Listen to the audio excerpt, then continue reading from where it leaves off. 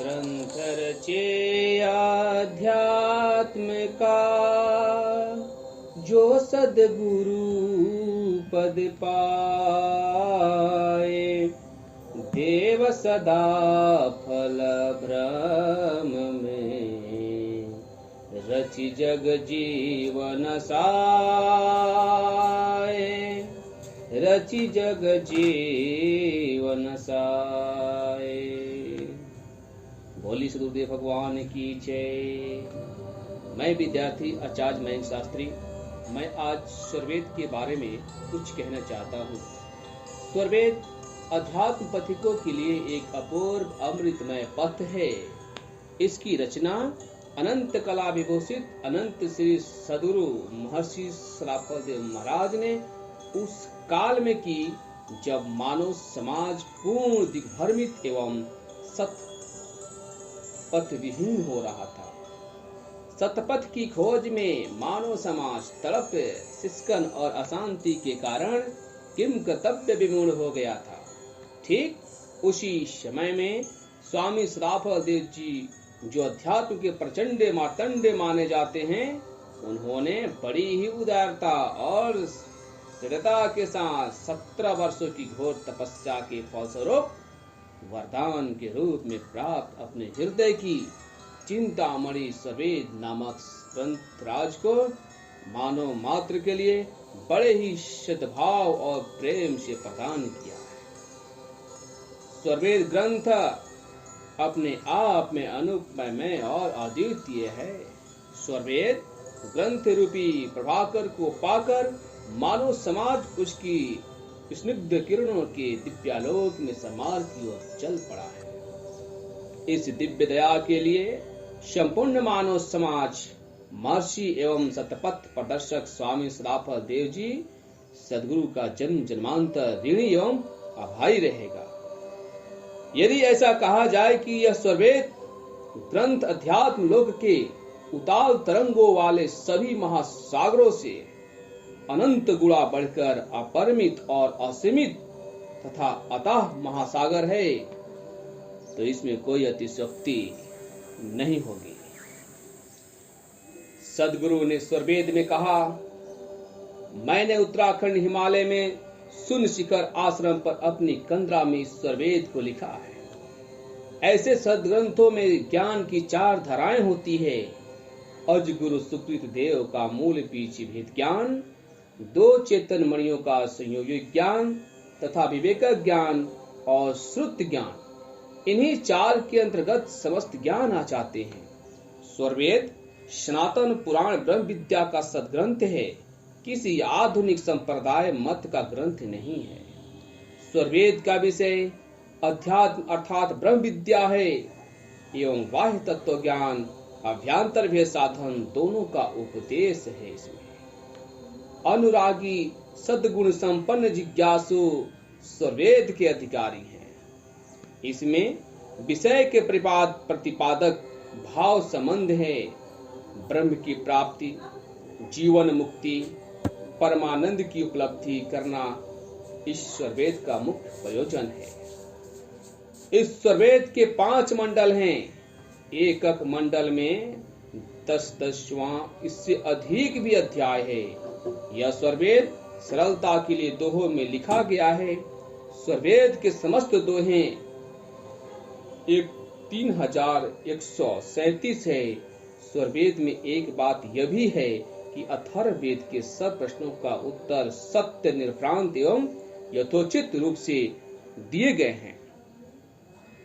सद्गुरु ने कहा कि स्वरवेद हमारे अंतर का चिंतामणि है, चेतन प्रकाश एवं हमारे हृदय मंदिर का अखंड दिव्य ज्योति है।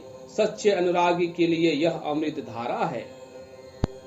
इसलिए सभी जनों को विश्व में कल्याण, विश्व में शांति की स्थापना और अध्यात्म पिपासु स्वरवेद का नियमित पाठ करें। ब्रह्म विद्या विहंगम जो संस्थान का प्रधान सदग्रंथ स्वरवेद को जन जन तक पहुंचाएं, जिसके लिए आज हमारे परम पूज्य सद्गुरु उत्तराधिकारी श्री विज्ञानदेव जी महाराज के द्वारा स्वरवेद के अमृतमय कथा का आयोजन कराए जाते हैं, जिसका हम सब लाभ ले रहे हैं। इसलिए जन जन तक स्वरवेद पहुँचे, घर घर स्वरवेद पहुँचे। स्वरवेद के अभ्यास से ही एक उत्तम समाज का निर्माण हो सकता है, एक आध्यात्मिक क्षेत्र का विकास हो सकता है। हम सबको स्वरवेद का गुणगान करना चाहिए, ऋचाओं का अभ्यास करना चाहिए, स्वरवेद भाष का पठन पाठन करना चाहिए। आइए मैं आपको कुछ संक्षिप्त रूप से स्वरवेद की ऋचा एवं उसके भाष की तरफ ले चलता हूँ। आप शांतिपूर्वक श्रवण करें। कर सेवा भले आज, कर सेवा भले आज, बिनु जाने दुख दे तू है, जाने कर सहाय, महिमा संत गृहस्थ की, जो जाने सो पाए, जो जाने सो पाए।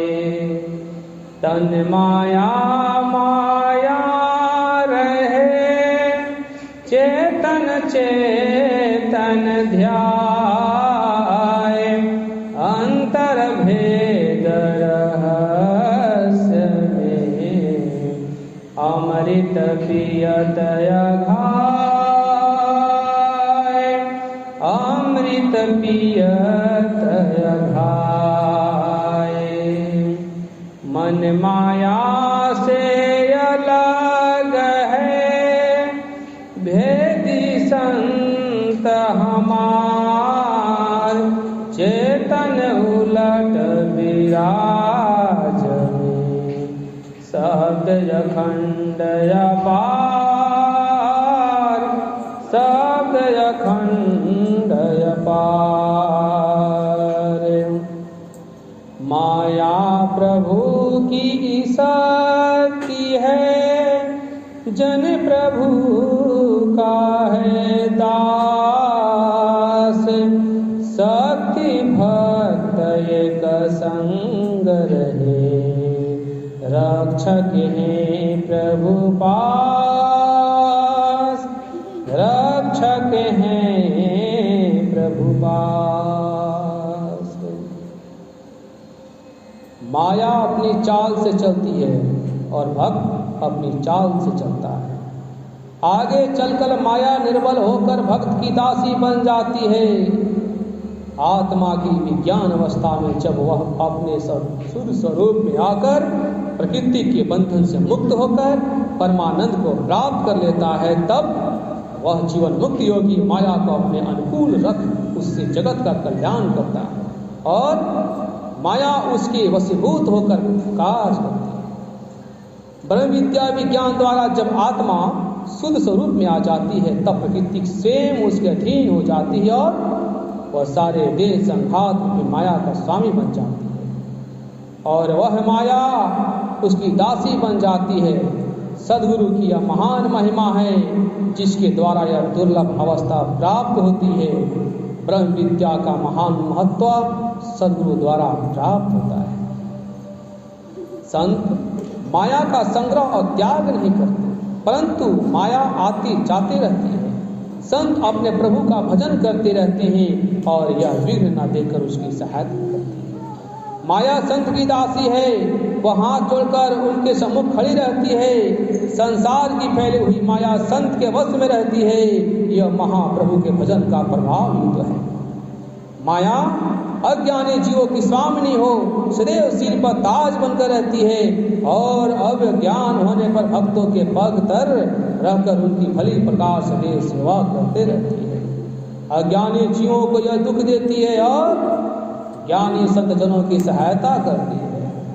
जो इस अध्यात्म विद्या के तत्व ज्ञान को जानकर माया के संग से असंग है, उस गृहस्थ संत की महिमा महत्व का वर्णन है। योग विवेक के द्वारा सारे देह संघात की समस्त क्रियाएं प्रकृतिक मंडल में रहती है और चेतन आत्मा अंतर्भेद साधन से चेतन प्रब्रह्म का ध्यान करके अमृत पीकर पूर्ण तृप्त हो जाती है। मन मंडल से मेरे वैदिक संत अलग हैं, वे जड़ जगत से उलटकर ऊर्ध्वमुख होकर चेतन महामंडल में अखंड शब्दानंद का स्वादन करते हैं। जिस आनंद की कोई सीमा नहीं, परम प्रभु अखंड अव्यक्त अनुभव गम्य एवं असीम है। सदगुरु वेद द्वारा अनुभव चेतन विज्ञान से चार शब्द परम प्रभु की प्राप्ति होती है। बोलिए सतगुरुदेव।